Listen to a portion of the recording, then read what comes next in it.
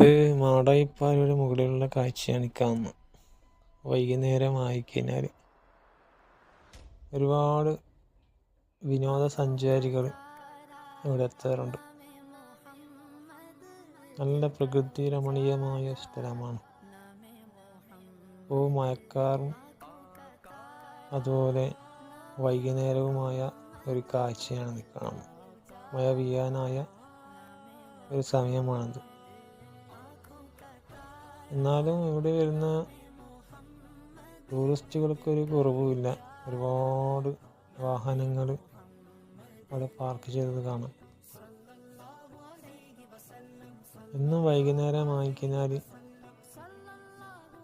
ഇഷ്ടകണക്കിന് ആളാണ് ഇവിടെ വന്നിട്ട് എൻജോയ് ചെയ്തിട്ട് പോകും.